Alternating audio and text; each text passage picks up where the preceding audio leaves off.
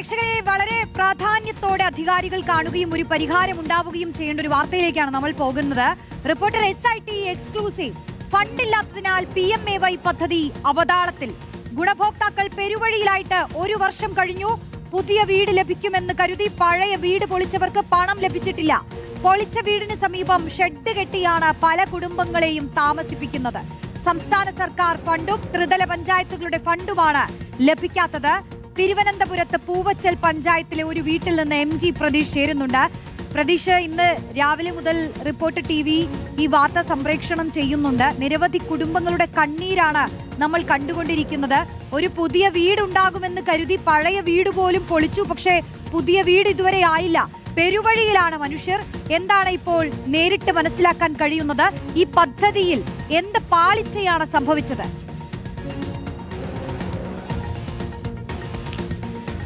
Roshni, PMAY പദ്ധതിയിൽ പറഞ്ഞറിയിക്കാൻ കഴിയാത്ത അത്രയും ദുരിതത്തിലാണ് ഗുണഭോക്താക്കൾ. ഞാനിപ്പോൾ ഉള്ളത് തിരുവനന്തപുരം ജില്ലയിലെ പൂവച്ചൽ പഞ്ചായത്തിലുള്ള 6ാം വാർഡിലാണ്.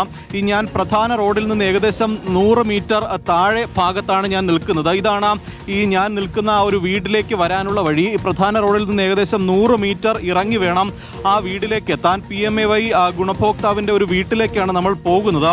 ഈ കാണുന്നതാണ് PMAY ഗുണഭോക്താവായ പൂവച്ചൽ സ്വദേശിയായ ബേബിയുടെ വീട്. പക്ഷേ ഈ 1 വർഷത്തിലധികമായി ഈ വീടിൻ്റെ അവസ്ഥ നമ്മൾ ഈ ദൃശ്യങ്ങളിൽ കാണുന്ന ഇതാണ്. 2 വർഷം മുമ്പ് ഈ വീട് ലഭിക്കുമെന്ന ഉറപ്പിൽ ഈ വീട് പൊളിക്കുകയും തൊട്ടപ്പുറത്ത് ഒരു ഷെഡിൽ, അത് ടാർപോളിൻ കൊണ്ട് മറച്ച ഒരു ഷെഡാണ്. 2 വർഷമായി ബേബിയും ഭർത്താവും അവരുടെ ചെറുമകൾ, അവർക്ക് ആ കുട്ടിക്ക് അമ്മയും അച്ഛനുമില്ല. 8 മാസം പ്രായമുള്ളപ്പോൾ അമ്മ മരിച്ചതാണ്. ആ നിമിഷം മുതൽ ഈ അമ്മുമ്മയും അപ്പൂപ്പനുമാണ് ആ കുഞ്ഞിനെ വളർത്തുന്നത്. അങ്ങനെ ആ 3 പേർ താമസിക്കുന്ന ഒരിടമാണ് നമ്മൾ ഈ ദൃശ്യങ്ങളിൽ കാണുന്നത്. അത്രത്തോളം വലിയ ദുരിതമാണ് ഇവരെ സംബന്ധിച്ചിട്ടുള്ളത്. കാരണം ഈ വീടിന് ആകെ അവർക്ക് കിട്ടിയത് 2 ഗഡുവാണ്. ഈ വീട് നിർമ്മിക്കാൻ ബേസ്മെന്റ് കെട്ടാനായി ആദ്യം 48,000 രൂപ കിട്ടി. അതിനുശേഷം കുറേ മാസങ്ങൾ കഴിഞ്ഞ് 98,000 രൂപ കിട്ടി. ഏകദേശം 1.25 ലക്ഷത്തോളം രൂപ മാത്രമാണ് അവർക്ക് കിട്ടിയിട്ടുള്ളത്. 4 ലക്ഷമാണ് വീടിന്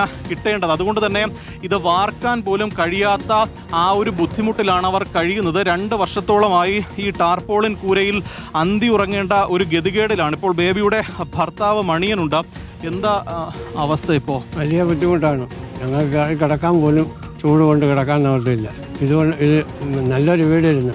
അത് അവർ എന്നെ പറഞ്ഞടിച്ച് പൊളിക്കും, നിങ്ങൾക്ക് വീട് തരാമെന്ന്. അവർ ഉറപ്പ് പറഞ്ഞപ്പോഴാണോ വീട് പൊളിച്ചത്? അവർ ഉറപ്പ് പറഞ്ഞു, അപ്പോഴാണ് വീട് പൊളിച്ചത്. ഇപ്പോൾ ഇവിടെ ഈ ഒരു ടാർപോളിൻ ഇതിലാണല്ലോ കിടക്കുന്നത്. ഇപ്പോൾ എത്ര നാളായിട്ട് ഇങ്ങനെ കിടക്കുന്നത്? 2 വർഷം കൊണ്ട് അവിടെ കിടക്കണം. ആ ടാർപ്പാളം വീട് പൊളിച്ച അന്ന് പോലെ 2 വർഷമായി അവിടെ ആണ് കിടക്കണം ഞങ്ങൾ. അപ്പോൾ ഈ കഴിഞ്ഞ ഈ ചൂടും മഴയും ഒക്കെ കൊണ്ട് ഇവിടെ കിടക്കണം. എല്ലാം ഇവിടെ തന്നെ കിടക്കണം ഞങ്ങൾ. ഇവർ പൈസ തരാമെന്ന് എന്തെങ്കിലും പറയുന്നുണ്ടോ? അവരിന്നാളും എപ്പോഴും പറഞ്ഞ് ഉടനെ കിട്ടും, ജലക്ഷം കഴിഞ്ഞ് എണ്ണിയ ഉടനെ കിട്ടും, 50 രൂപ തരാമെന്ന് പറഞ്ഞ് പറയുന്ന ദിവസങ്ങളെല്ലാം പോകണം മെമ്പർമാർ. ഞങ്ങൾക്ക് ഇതുവരെ 10 പൈസ കിട്ടാൻ നോക്കില്ല. അതിവിടെ ഉള്ളവർക്കൊക്കെ പൈസകൾ 3-4 കൊടുത്തു. റോഷ്നി, അതാണ് ഇനി നമ്മൾ പ്രധാനമായും കാണേണ്ട കാഴ്ച. ഈ വീടിന് തൊട്ട് സമീപത്ത് 2 വർഷമായി ഇവർ താമസിക്കുന്ന ഈ ഒരു താൽക്കാലിക വീടൊന്നും തന്നെ വിളിക്കാൻ കഴിയില്ല. ഈ താൽക്കാലിക കൂര കൂടി കാണണം. ഒരു 2 കവുങ്ങ് തടിയുടെയും 2 മുളയുടെയും ബലത്തിലാണ് ഈ കൂര ഉള്ളത്. ഇവിടെയാണ് 2 വർഷമായി 14 വയസ്സ് പ്രായമുള്ള ഒരു പെൺകുട്ടിയുമായി ഈ അമ്മയും അച്ഛനും കഴിയുന്നത്. അത്രത്തോളം വലിയ തീരാ ദുരിതമാണ് ഇവരെ സംബന്ധിച്ചുള്ളത്. എന്താ വലിയ ബുദ്ധിമുട്ടല്ലേ? വലിയ ബുദ്ധിമുട്ടാണ് സാർ. നമ്മളിതാ 2 വർഷം കൊണ്ട് ഈ ആർപ്പയിലാണ് കിടക്കണം. ഒരു നിവർത്തിയില്ല. കൊച്ചിനെ വരെ അന്വേഷിക്കാൻ ആളുമില്ല. അപ്പൂപ്പൻ തന്തിയാനും ഞാനും കൂടെ. അപ്പൂപ്പൻ തന്തിയാൻ 2.5 വർഷമായി ഒരു ജോലിക്കും ഒന്നും പോകില്ല. ഞാൻ മാത്രം, ഞാൻ തൊഴിലുറപ്പിന് ഇപ്പം വീട്ടിനുള്ള കൂടെ തൊഴിലുറപ്പിന് പോകാൻ പറ്റണില്ല, പോണ്ടാന്ന് പറഞ്ഞു. ഈ കൊച്ചുമോള് ഇപ്പം എത്രാം ക്ലാസ്സിലാണ് പഠിക്കണേ? ഇപ്പം 10ൽ. ആ മകള് മൊത്തമാണോ ഇവിടെ കിടക്കുന്നത്?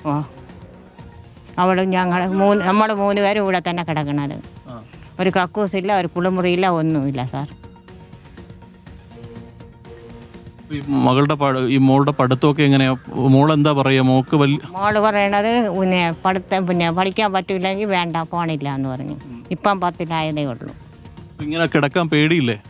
പേടിയുണ്ടെന്ന് പറഞ്ഞാൽ ഇനിയിപ്പോൾ എങ്ങനെ നമ്മളിപ്പോൾ ഇവിടെ പേടിയില്ല എന്നാ സാർ. അല്ലാതെ പിന്നെ തരിക 2-2.5 കൊല്ലം വരെ ആവാറായി ഇവിടെ കിടന്നിട്ട്.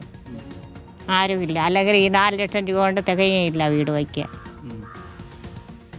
ചുവടി തന്നെ ഏതാ ശരിക്കും കൂലിയാവണം. ഈ ആഹാരമൊക്കെ എങ്ങനെ ഇതിനകത്ത് തന്നെയാണ് ആഹാരമൊക്കെ വയ്ക്കുന്നത്? ആഹാരം എല്ലാം വെളിയിൽ വെച്ച് വയ്ക്കണത്. ഇവിടെ ദാർപ്പ് കിടക്കണെ കൊണ്ട് ദാർപ്പ തീ പിടിക്കും. അതുകൊണ്ട് ഉരുകി പോയാൽ പിന്നെ കിടക്കാൻ ഒക്കില്ല. ഈ കുളിമുറിയും കക്കൂസും ഒന്നുമില്ല? ഇല്ല, ഒന്നുമില്ല. കുളിമുറിയോ കക്കൂസോ ഒന്നുമില്ല. ഈ പഞ്ചായത്തുകാർ ആരും നിങ്ങളെ നോക്കുന്നില്ലേ? പഞ്ചായത്തുകാർ നോക്കണില്ലെന്ന് പറയും തരാൻ പോയി എന്ന് പറയും. നമ്മൾ പോരുമ്പോൾ പിന്നും പറയും ഒരാഴ്ച കഴിഞ്ഞ് എത്തിയെന്ന്. ആരും അന്വേഷിക്കാനില്ല. ആ റോഷ്നി, അതാണ് കാരണം. അടിസ്ഥാന ആവശ്യങ്ങൾ പോലും ഇല്ല എന്നതാണ് ഏറ്റവും പ്രധാനപ്പെട്ട കാര്യം. കാരണം അവർക്ക് പ്രാഥമിക ആവശ്യങ്ങൾ നിറവേറ്റാൻ ഒരു കുളിമുറിയോ കക്കൂസ് പോലുമില്ല. ഈ കേരളത്തിലാണ് ഇത്തരത്തിൽ ആളുകൾ ജീവിക്കുന്നത് എന്ന് ഓർക്കുമ്പോൾ വളരെ ഞെട്ടലുണ്ടാക്കുന്നുണ്ട്. കാരണം അത്രത്തോളം വലിയ ബുദ്ധിമുട്ടാണ്. നമുക്ക് ആ ദൃശ്യങ്ങളിൽ കാണാം. ഈ ടാർപോളിൻ കൂരയ്ക്ക് താഴെ 2 കട്ടിലുണ്ട്. ഇവിടെയാണ് 14 വയസ്സുള്ള ഈ ചെറുമകളും ഈ മുത്തച്ഛനും മുത്തശ്ശിയും കിടക്കുന്നത്. ഈ ചുറ്റും അടച്ചുറപ്പുള്ള ഒന്നും തന്നെ ഇല്ല.